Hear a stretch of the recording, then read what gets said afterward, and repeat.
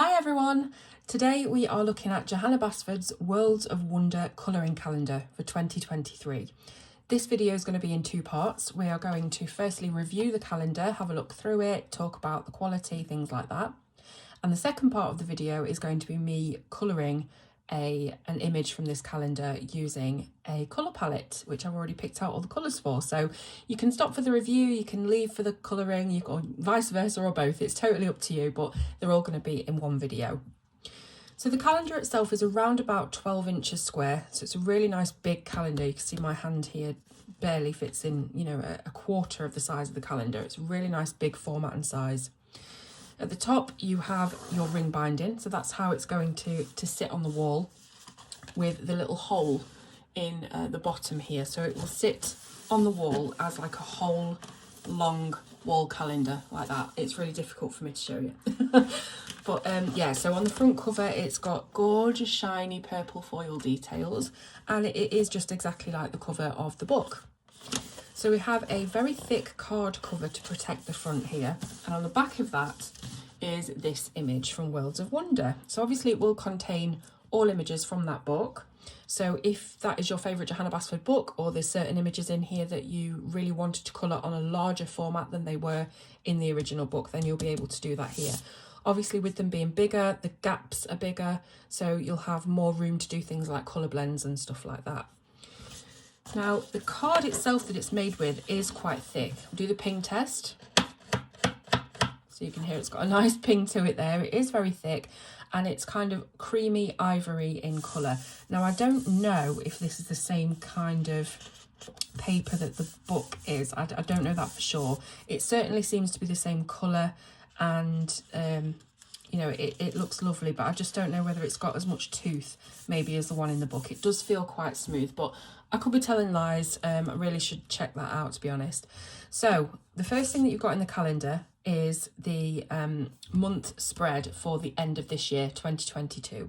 So we've got September, October, November, December. Now this is just me doing a little bit of colour testing earlier on, so don't worry about that. It won't be in yours.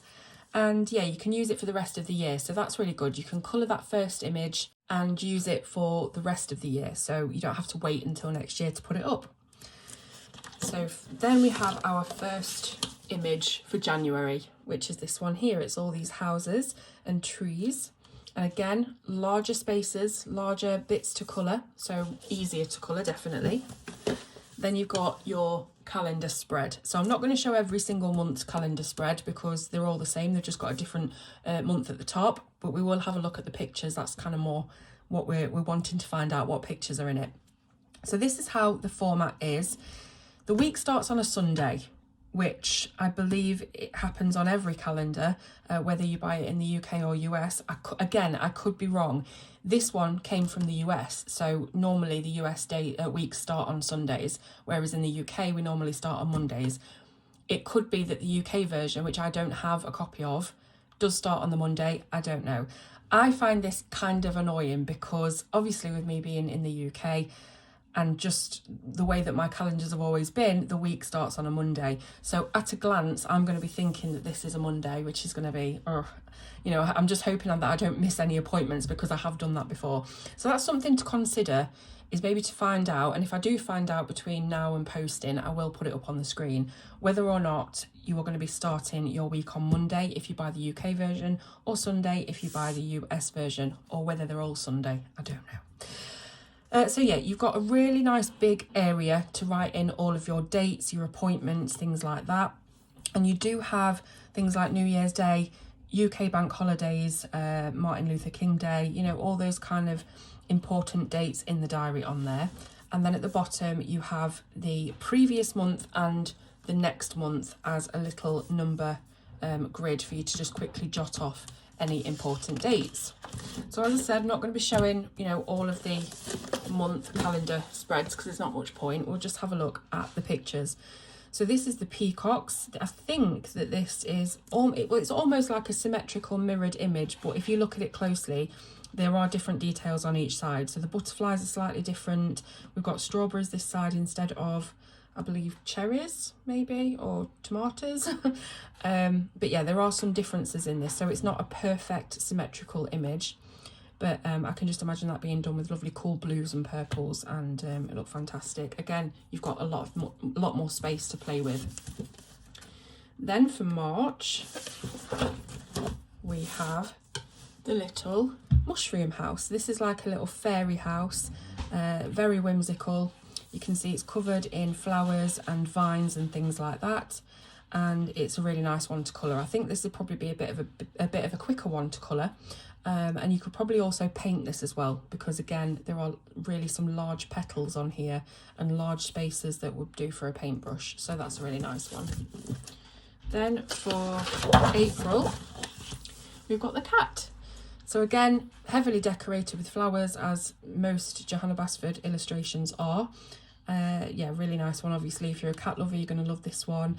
But if not, you know, there's lots of other ways that you can tackle this. I guess you could make it into like a goth cat, or, you know, you could just do whatever you want with it. You can do whatever you want with it. I'm not a cat person particularly. So then we've got May, which is my birth month, and this is beautiful, and this is going to be the one that I'm colouring later on in the video. So this is the little sweet shop, trolley, cart, whatever you want to call it, and there's tons of cakes and yummy sweets, popsicles, candy canes, things like that. So I'm looking forward to getting to colour that one later. In June, we've got the horse. I was going to call it a unicorn then, but it hasn't got a horn. Unless you want to draw one in, which you could be easily done, you can call this a horse. So again, covered in flowers. We've got, it kind of looks a little bit like an Asian influence here. So you've got very much Chinese architecture, Japanese architecture, that kind of area of the world. And yeah, it's a nice one. It's a good one. I can see that being done in pastel colours. Then we've got a bit of a mandala, or a circular spherical design, and this again is made of flowers. It is, you know, it is a Johanna Basford product, so it's going to have loads and loads of flowers and leaves. That's just what you come to expect. That's why you buy it, you know. So it's just lovely, and again it's something quite easy to colour. I guess if you just wanted to be very mindless, didn't want to have to think about fur or skin, or, you know, any of the usual things we think about with colouring, if you just wanted to do a little bit of mindless colouring and just fill in the gaps, that's a good one. So for August, we have this one here, which I have coloured in the book, and it's a gorgeous nighttime campground scene. So if you can imagine going camping in the forest, the woods, and, you know, just having this little contained sort of snapshot from that, it's lovely. And I do like how we go underground as well with this one. So it's like a secret door that steps down. Where does it go? I don't know. But it is a lovely one, this one. And again, on that bigger format, for you to maybe use different kind of mixed medias that you wouldn't be able to necessarily use in the book.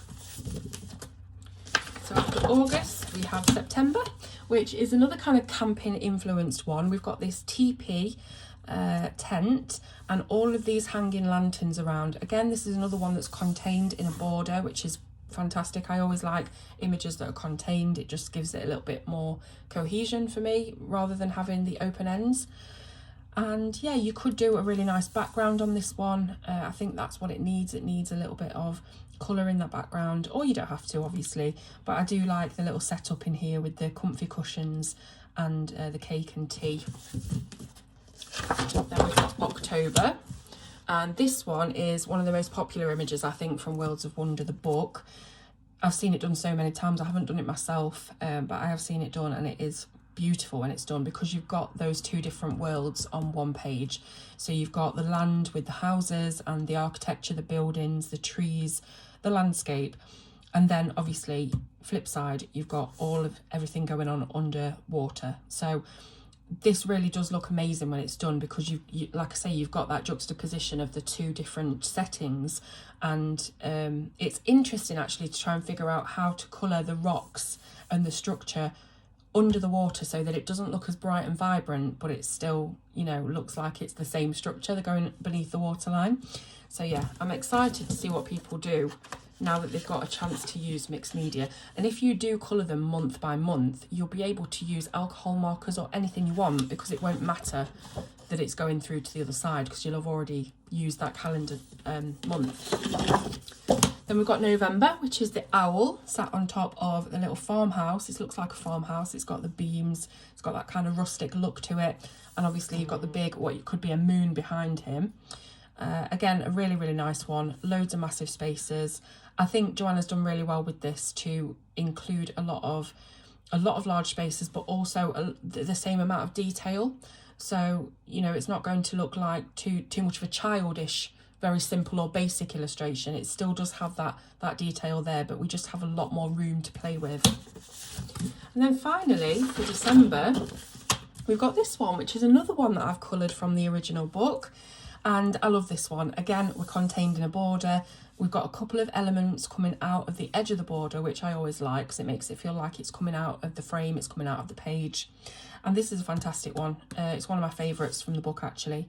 And I can just see this being coloured again really beautifully and probably quite uniquely as well, with different times of day. If you want to do different skies, you could do this at night, you could do it in the middle of the day. You could do like a sunrise, very subtle sunrise gradient on here.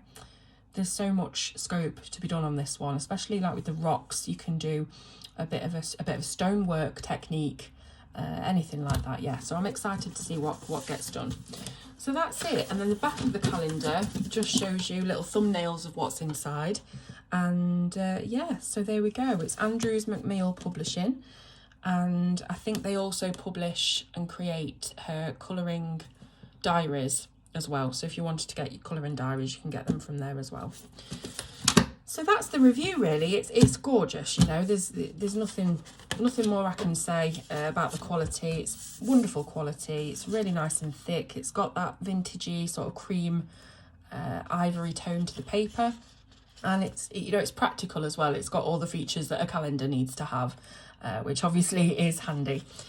Okay, so I did say that we were going to do a bit of colouring for the second half of the video. I'm just trying to think if I've forgotten to say anything about the calendar itself. I don't think I have. I think it is on pre-order right now as I'm speaking, but it's only a few days away from release, I think.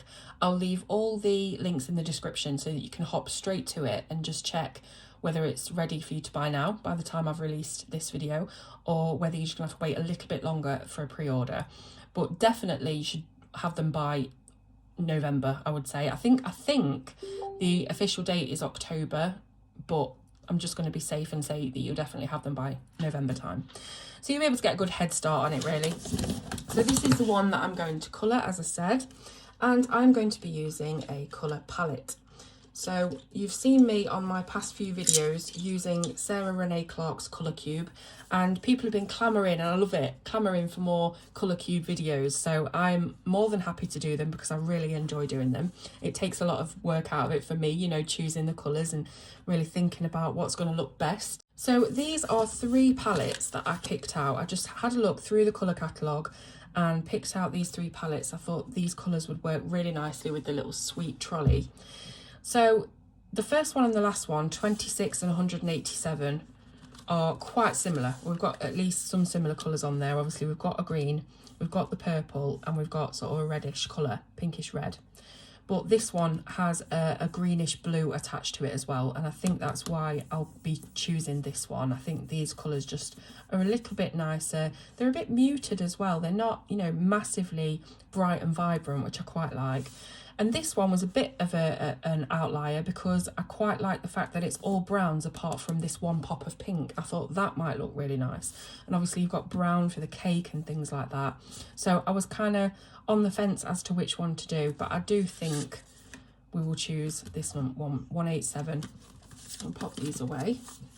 Now let's have a look at the colours on the back of the card. So we have the full hue of colour down the centre here, and then we've got the lighter version and a little bit of a darker colour as well.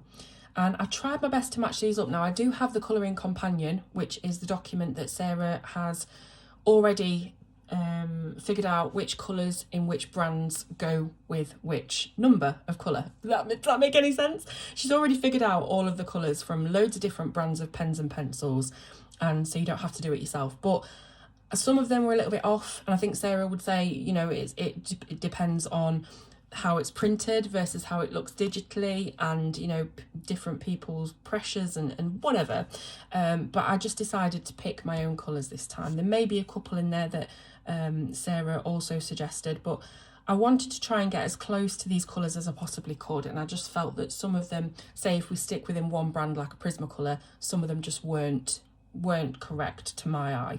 So I've gone for 3 different brands of colouring pencils to try and get as close as we can to these colours. I'm going to do some Prisma, I'm going to do some Polychromos, and I'm going to do some Holbein. So I have chosen the colours already. I wanted to kind of cut that little bit of the process out because it is a very draggy sort of bit of the video, but I will show you all of the colours swatched before we get going so that you can see what we're playing with. So first of all, we've got this mint green. Sarah calls it mint, and it was quite a difficult colour to actually find and match, and I hope I've done my best to match it anyway. I'll zoom you in a little bit there. So what I've gone for that was these 3 colours here, and I'm actually mixing up the brands as well within the swatches. So this is what I'm going for the mint green, and it might not be what you class as a mint green. It's not really what I class as a mint green. It's quite a darkish green, but anyway, these are the colours I've chosen. This is a Holbein Fir Green number 288, and this is going to be the darkest.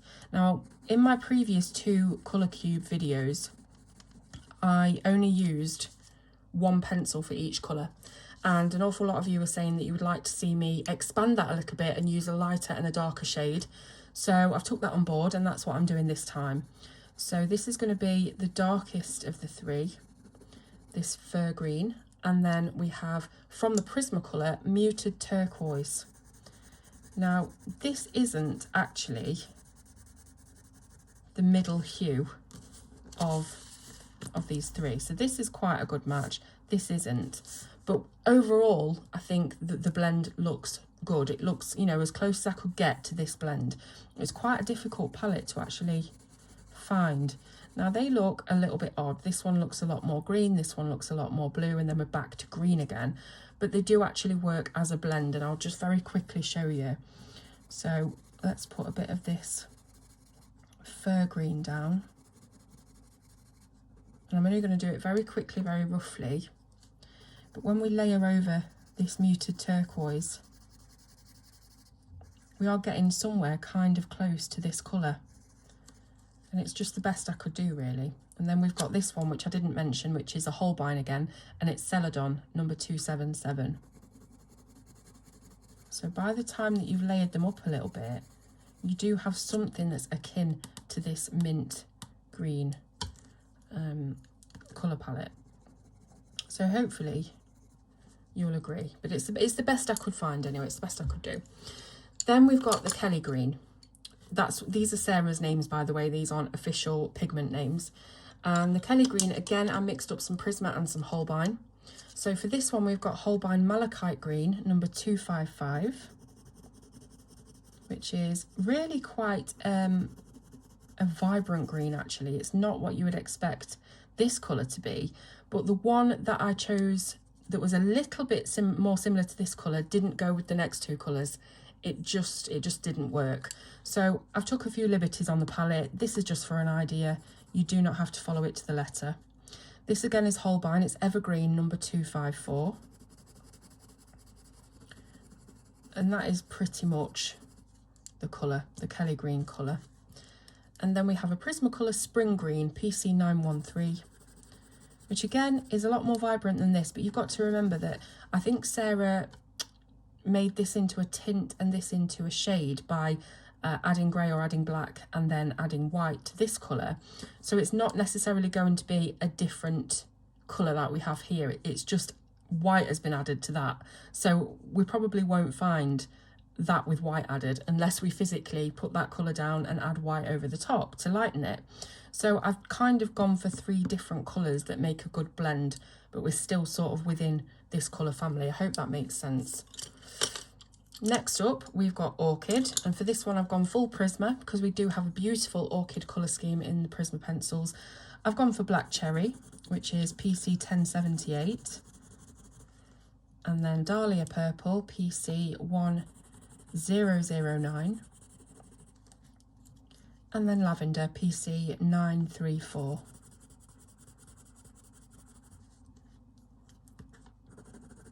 So that's a really nice, very good match for that blend. Then we've got blush, which again took me a little bit of time because Sarah on the colouring companion wrote this colour, this blush colour, as being the blush pink pencil from Prismacolor, which is totally different to this colour. Now, nothing against Sarah for doing that. I know it's so difficult to try and find the exact colour in the, you know, a single brand. It just can't be done. So you have to just do as close as you can possibly find, which is why for this one that I jumped over and had some polychromos instead of the Prismas. So I don't think I've got the right pencil there, have I? Black cherry, black raspberry, no I have. Okay, so for this blush one, we've got Prismas and Polys. Now I started off with the black raspberry PC 1095 from the Prismacolor, which is, it's almost a brown, it's a reddish deep brown. And then from the Polychromos, we have the burnt Carmine number 193, which was the closest colour that I could find to this kind of family. And again, Polychromos, this is Rose Carmine number 124, which again is not the colour that you see here, but this is just that with white added. This isn't that with white added. It's, you know, I've already explained it, so hopefully that makes sense. Again, right, stop repeating yourself, Claire, get on with it. So for the final blend, turquoise, I've gone full Polychromos. We have got Cobalt Turquoise number 153. We've got Cobalt Green number 156.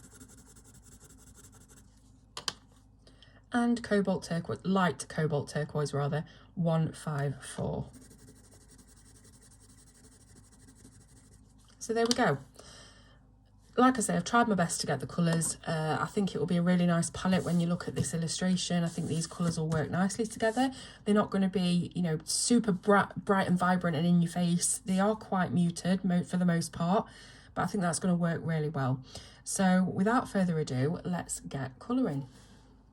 So I'm going to start off colouring some of the things sat on the trolley rather than the trolley itself, because I'm not sure yet what colour scheme I want to do that.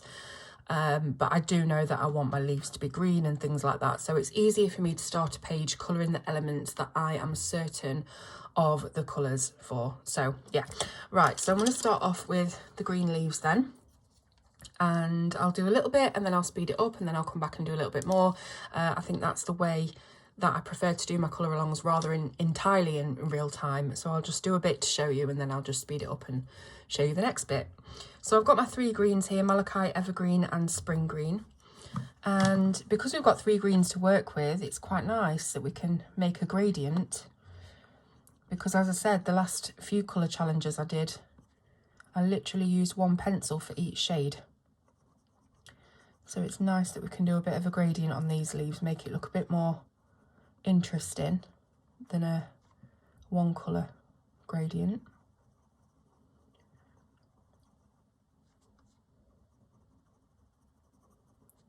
I'm just going to do a simple dark to light on these leaves. I don't want to do anything too intricate.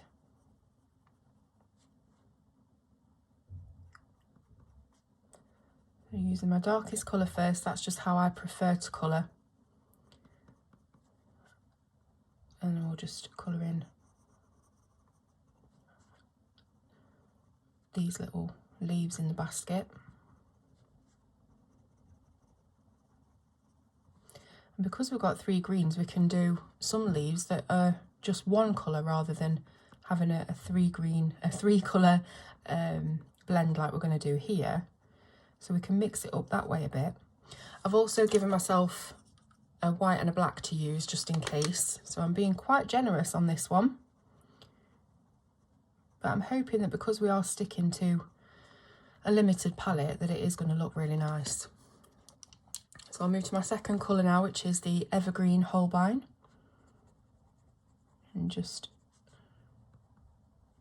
extend that area of green, but not completely to the end.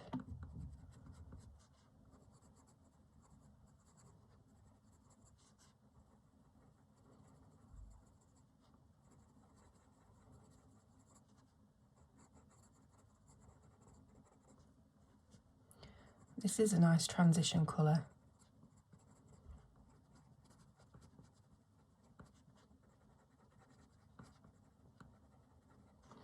And then finally we've got our Prismacolor Spring Green.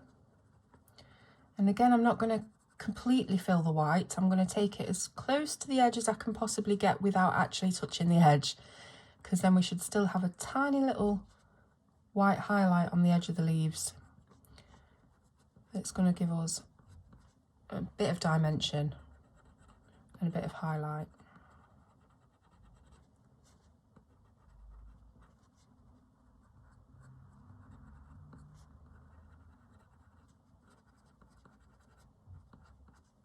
There we go, super quick leaves. So as I said, we don't have to do that 3-colour gradient on all of our leaves. For example, if we come over to these ones here that are on vines, I get a little bit of an ivy feel from them, even though they're not ivy, that's how I'm feeling that they would be.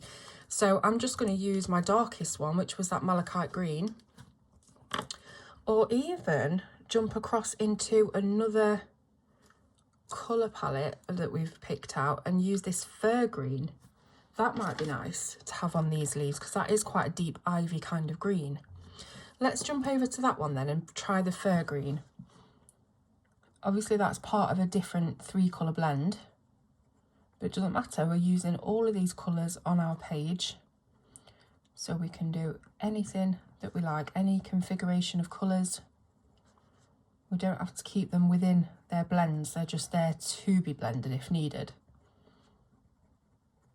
So I am actually going to colour these entirely with this colour, but I am making a dark to light gradient, so you can see that my pressure is harder at the bottom of the leaf,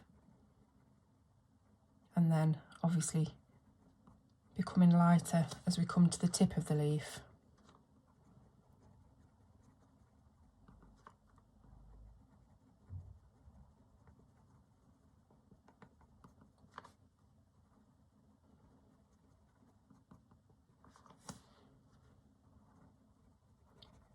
Always important as well to keep your pencils as sharp as possible. I feel like they release more pigment that way. There is something to be said for blunt pencils. If you're trying to cover a larger area and you want it to look a little bit smoother, then a sharp pencil probably isn't the best way to go, because you'll get lines and you need that little soft, flat edge, so to speak, to make more of a seamless lay down of pigment. But when it's little details like this, and also when you're working with harder pencils, I mean Holbein are fairly soft, but you know, Polychromos and even harder pencils, Tombow or Rogerton, you definitely need to keep them sharp. They perform a lot better, and you can notice it. But this paper, this card, feels lovely so far to colour on. And because it's really thick as well, it feels cushioned.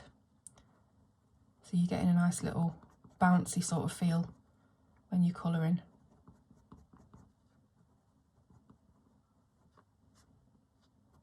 So as you can see, I have just done that little dark to light gradient on these leaves. I'm going to carry on, do a couple more of the leaves. Obviously I'm just going to be using the greens that I've got, and then I'll come back at the end and we'll move on to the next element.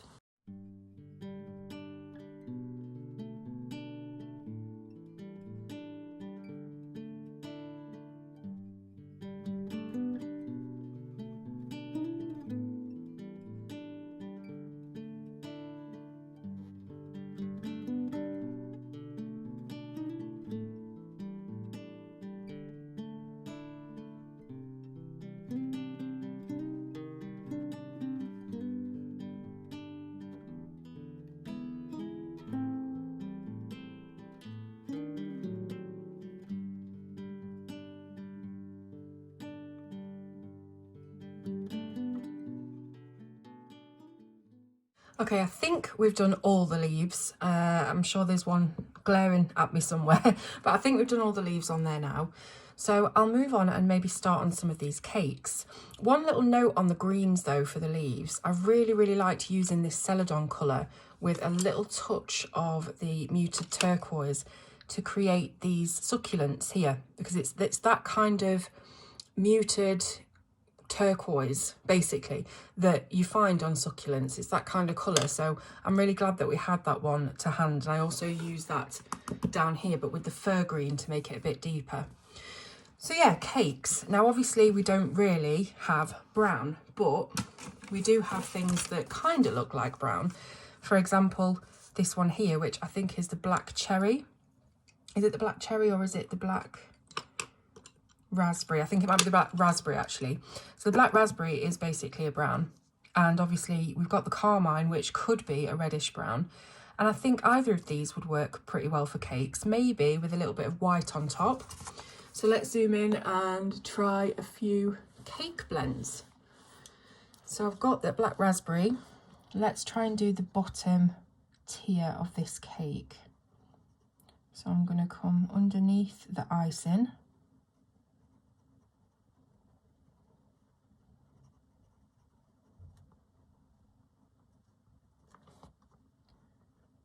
Just where you might find the shadow.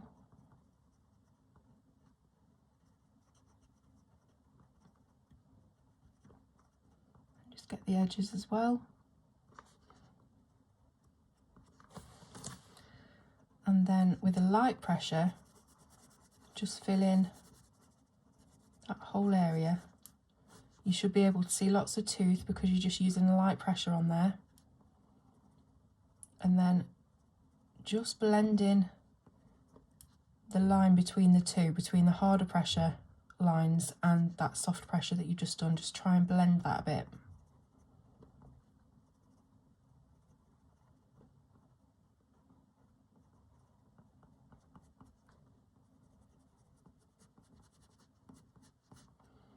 So I mean, that's pretty nice as it is. I'm hoping there's not too much glare on this. That's pretty nice as is. We might as well do the top layer that same colour as well. And then for the other cake, we can try and figure out a different tone. So again, just underneath the icing, because the icing would overlap the cake, drip down the cake. So when something is behind something else or underneath something else, that's where we have a bit more shadow. Again, just get those edges in.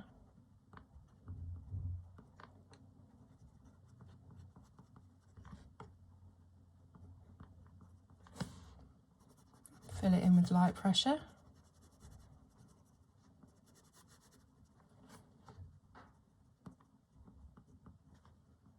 And then just make sure it's nice and blended. So we could obviously use a colourless blender pencil to get rid of the tooth, but with it being cake does have air bubbles and it can be quite porous obviously, so I quite like keeping that texture on there rather than flattening it and burnishing it completely. So there we've got a nice kind of chocolate cake sponge colour. So I did say we'd try with the burnt Carmine now as well. Again, we may need to use a bit of white on this. We'll give it a go on this cake.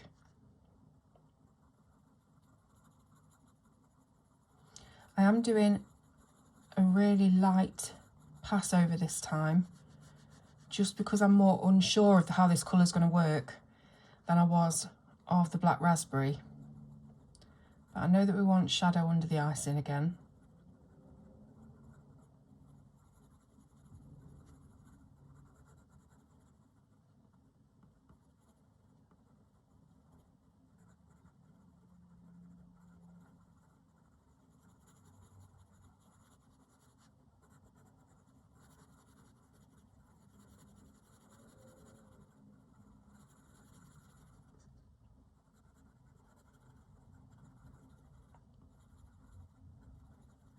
That doesn't look too bad at all.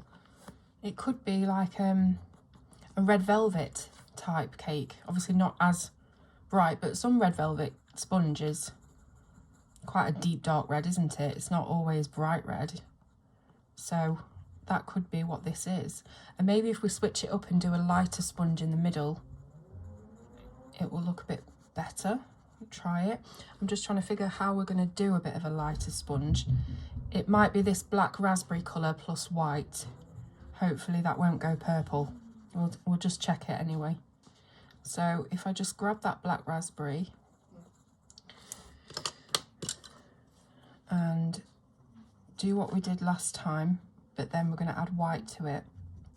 I'm hoping that we might get a bit of a lighter sponge. I don't have a tan colour, which would have been ideal. And let's just do a little layer.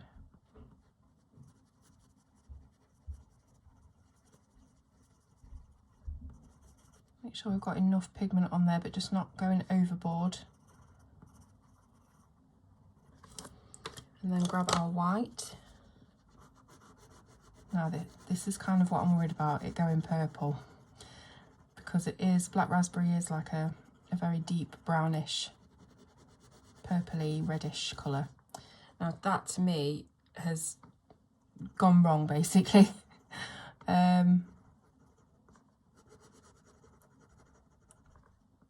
But there's no right or wrongs, and you know, maybe this could be a coloured sponge. They do exist. I think what I might do just to match them up a little bit better is to also put the white on this rose carmine, or burnt carmine, sorry, so that we have a bit of a matching texture there. And then on the bottom, what do I do on the bottom?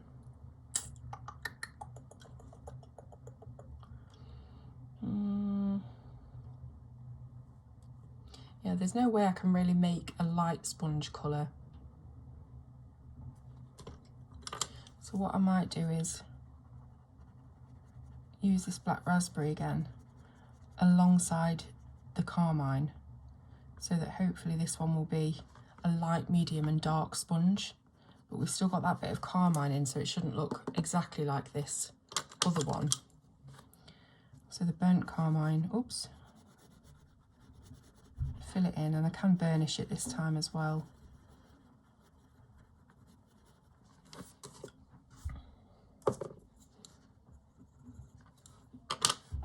Do we need a touch of white on there? Just to lighten the centre a little bit. Yeah, that's fine.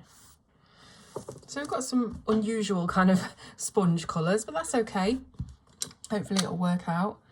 I'm just looking at these stands as well that the cakes come on. Now, if we wanted to make those kind of glass-like stands, we could use this Celadon, or even the muted turquoise, really, as a very light glass colour. I think if we try the muted turquoise first. So I just want to put a little bit of that colour all the way down here, and then across the bottom.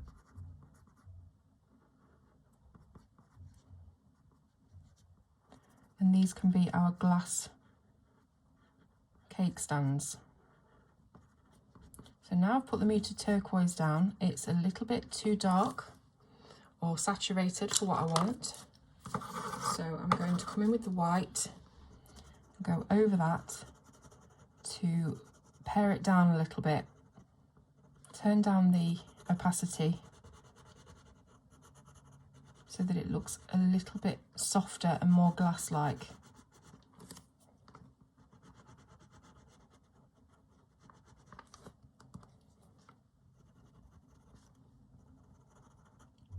Hopefully that works.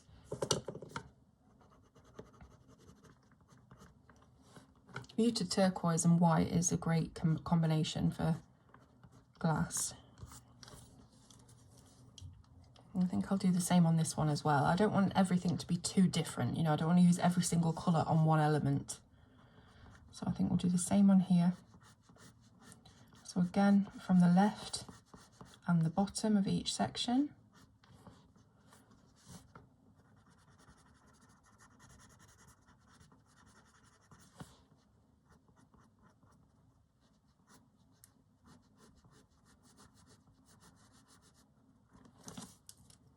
You see the difference? I mean, we could leave it like that, but I think it's much better when it's toned down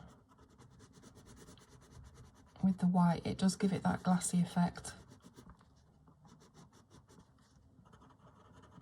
And if this white ends up bleaching some of your line work, you can come back in and fix that later if you want to with a fine liner.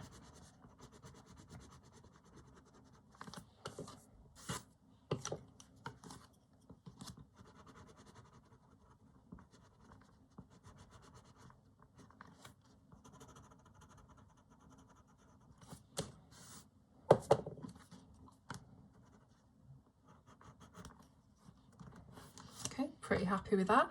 Just seeing if there's any more bits of glass that I want to do. Not at the moment. We've got the glass jars here to do, but I think I'll wait until we've got over to that area first. Okay, let's see. So we have a black cherry colour, don't we? So these on top of here could be cherries. Let's grab that black cherry and just do a little hard pressure round on the inside of each cherry and leave a little soft dot in the top right hand corner.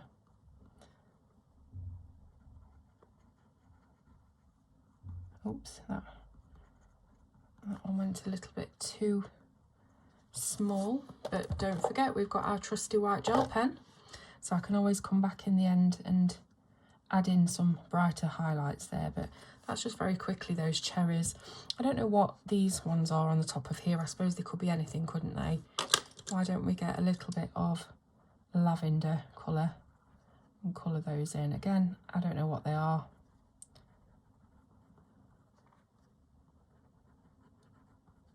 That's quite nice. So even just leaving that little bit of a white dot in the middle gives us a slight highlight. So I'm guessing that we're going to have like jam in there or something like that. So we could use the Dahlia purple. That's quite a jammy kind of colour, like a damson colour. Or we could try and use the Polychromos Rose Carmine, which is a bit bright maybe for a jam, but we could give it a go. Yeah, okay. Let's colour this bit then.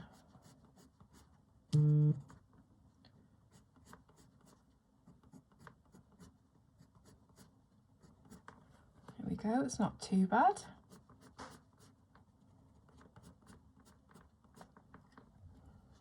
I guess we could go over that with a little bit of Dahlia purple.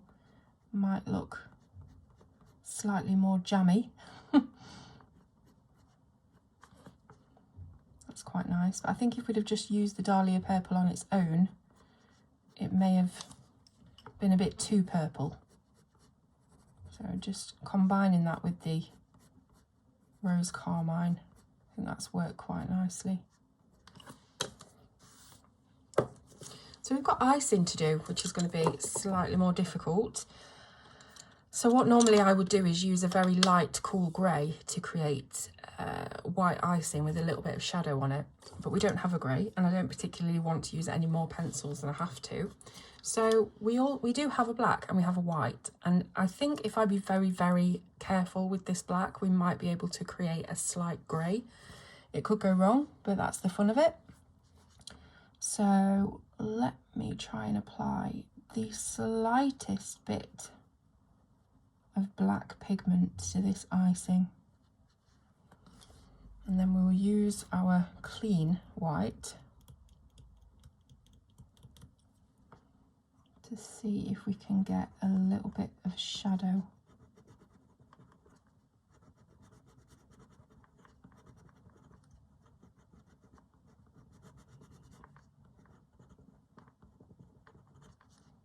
Pull it down. Oops, it's still got a bit of that purple on it. Just pull it down.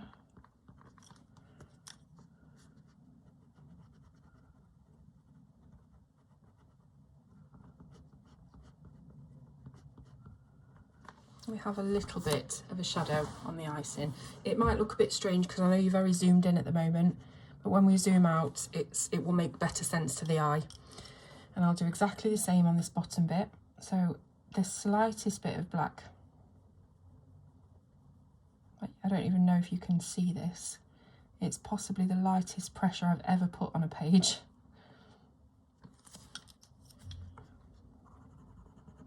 And then I'm really using the white with maximum pressure so that I can bleach it as much as possible, so it's not going to become this horrible dark stain on our icing. It's more like just a slight bit of faded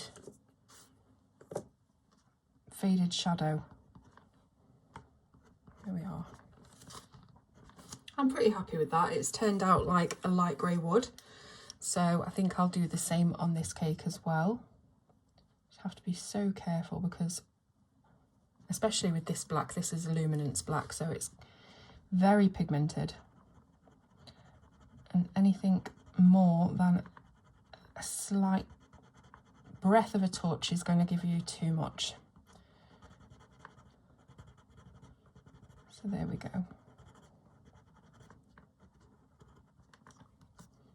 Quite happy with that. So we've got some cream here. Now I don't have anything that resembles a yellow or a butter kind of colour. So I'm kind of wondering what to do about the cream. Let's have a look at my swatches again. There's not a great deal I can do with it.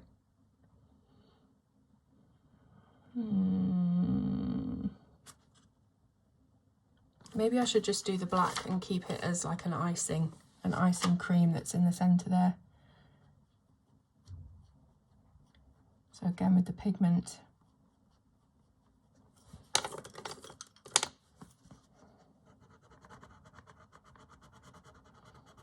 See, I would have made that into a buttercream if I had the full range of colours. It's very difficult. Even though this is a larger format, some of these spaces are still quite small. And we're starting to get a bit of colour transference on there.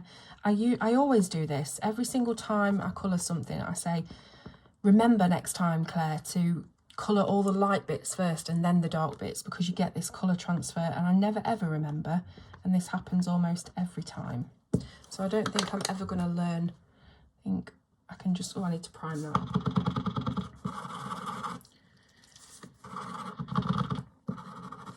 I think that's done. Yeah, so I just want to reinforce the white there where we ended up getting some transference. Okay. Right then, so do we have any more cakes on here to do? It doesn't look like it. So, oh, we have some little muffins. So I think what I might do is colour some of the things that are in jars, these little sugar cubes and what have you, and then I'll come back when I want to do the next different element other than sweets. Okay, see you soon.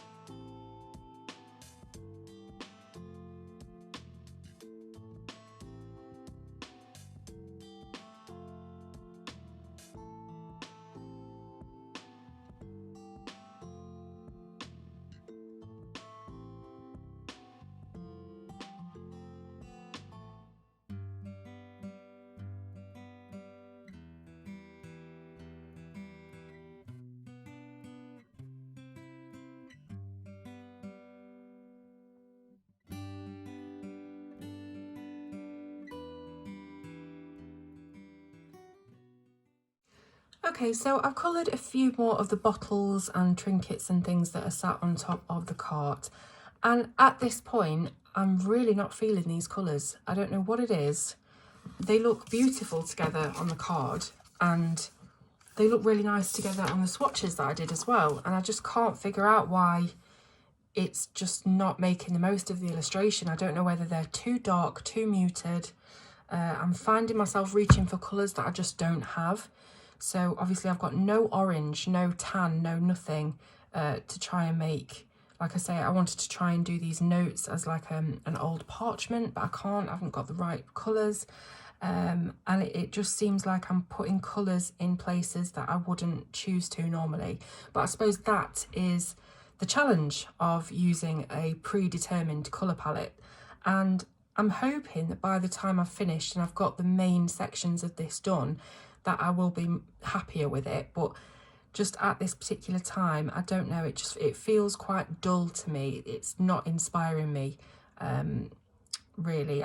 Maybe I should have used some more pastel colours rather than these deeper tones of colours that I've got here. I don't know.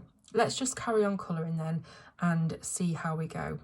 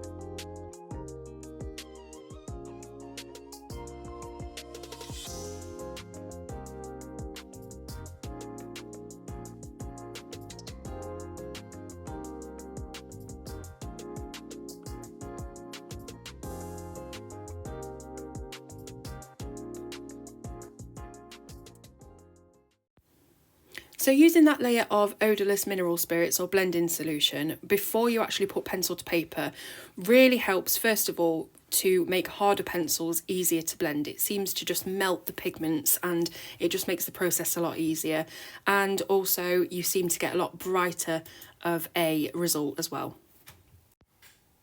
I also ended up mixing the colour families up a little bit. So to get the pink, I used the Rose Carmine on the Polychromos pencils and the Dahlia Purple from the Prismacolor pencils, and that's how I got the really nice bright pink with the purple shadows. And then for the greens, I also mixed up the families a bit because I used the Evergreen Holbein pencil alongside the Evergreen Holbein pencil and then the Spring Green Prismacolor. So I managed to get different shades of green by mixing up the colour families, and they all worked really well together. And that's another plus for using the blending solution, because it does allow you to blend colours that might not be quite in the same tone, but it makes the process a lot easier.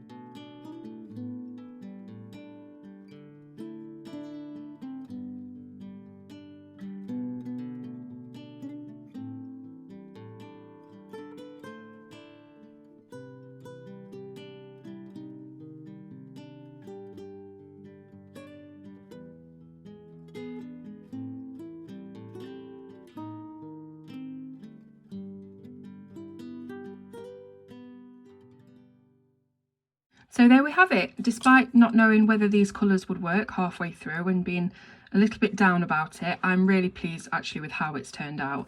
And as you can see, we've used all the colours on our palette to create this page, and they all work really well together. So I hope that you've enjoyed the process of watching me colour this image, and also the review of the calendar, which all the links in the description will be put for you to order yours if you want to. So this is what you're looking for. It's the Worlds of Wonder 2023 colouring calendar. And yeah, hope you've enjoyed it, and I'll see you soon on Colour with Claire.